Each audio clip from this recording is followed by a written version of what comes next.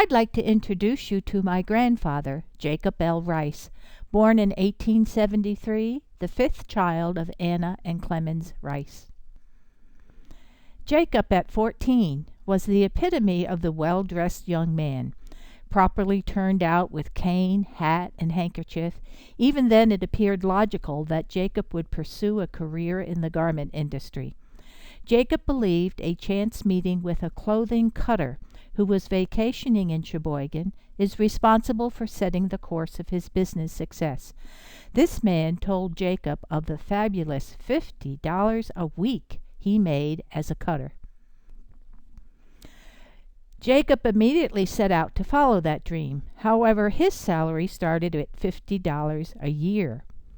With much hard work, he eventually became one of the most successful businessmen of his time with the establishment of the International Tailoring Company. To keep things in perspective, this comes from a letter from the International Tailoring Company, and I quote, "We enclose 2 samples picked at random from our extensive fall and winter assortment, and will be pleased to receive your orders on same at our net catalog prices. We have a suit for $10 with pants at $2.50, and the 8263 suit is $16 with pants at $4.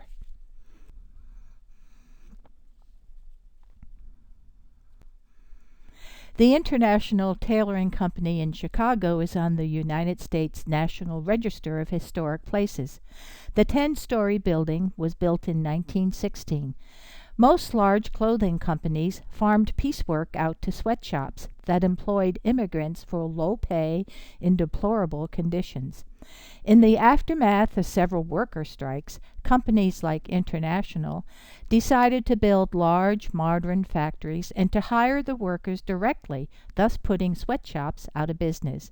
Today, this building is thriving as Taylor Lofts, a residential building with off-campus apartments for the University of Illinois.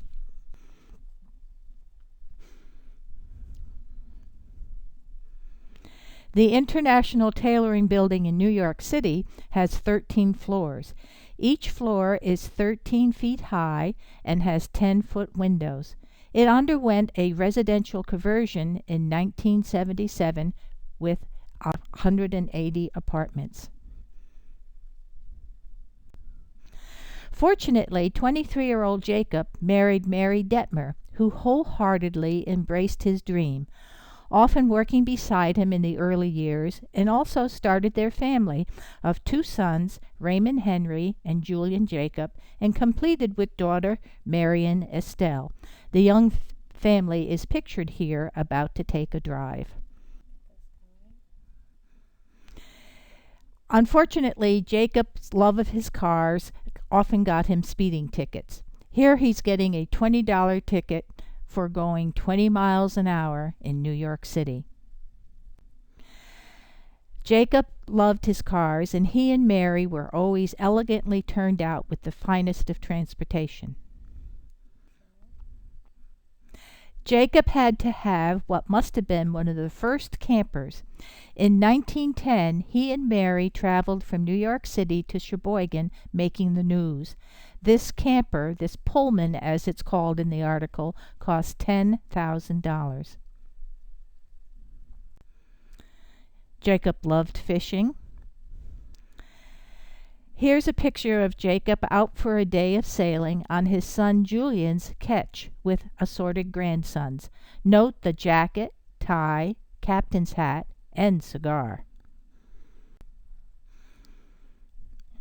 Jacob was an avid card player. While bridge was his hands-down favorite, he was ready for any game. His daughter was taught bridge at the age of 12 and was expected to make the fourth when needed. "Marion," Jacob would call, "come to the table."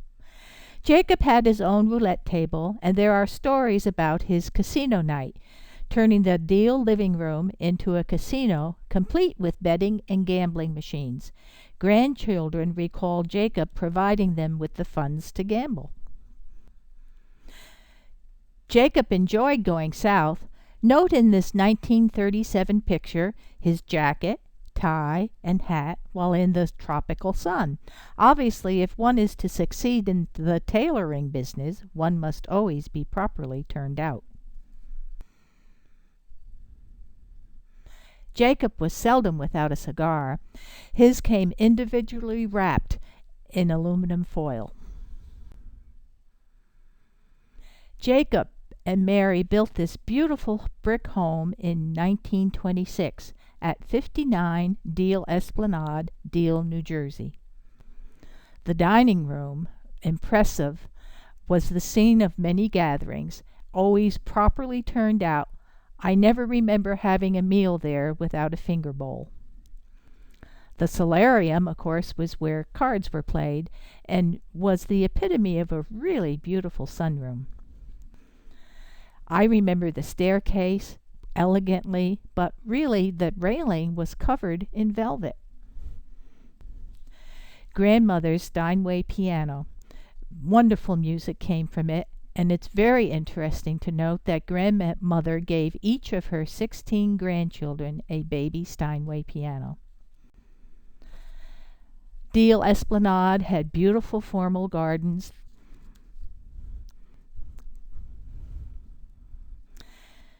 This is grandmother in her gardens at Deal. The gardens not only had beautiful formal flower gardens, but they had food for the table, which was important to Mary. We had honey from the hives, plus fruits and veggies for the table. While Mary was doing that, Jacob had his own wine cellar. This is a formal gathering at Deal. From left to right with the adults, we have Daisy, Ruth, Mary, Raymond, Jacob with his cigar, of course, Marion and her husband Emil, and assorted older grandchildren. Okay. Jacob was always organizing games and competitions for his grandchildren. This was his football team. The children are Paul Reiss, Bud T.G., Jake T.G., Richard T.G., Tom Reiss, Ray Reiss, and Robert Reiss. Jacob enjoyed keeping his grandchildren looking forward to their next visit to Deal by creating competitions the children would practice for between visits. Bob Reiss recalls an elocution contest where he recited the Charge of the Light Brigade. He had the winning presentation and received the $100 prize, which was customary for grandfather's contests. Everybody gathered in the Deal dining room to celebrate Jacob's and Mary's 50th wedding anniversary.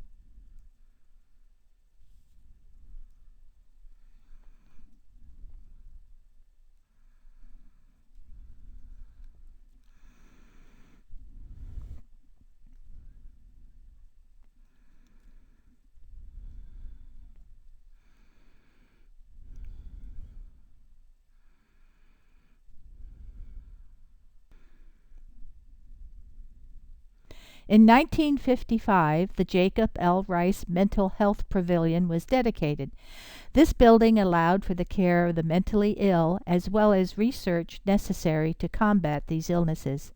Jacob was a go-to man to get the job done.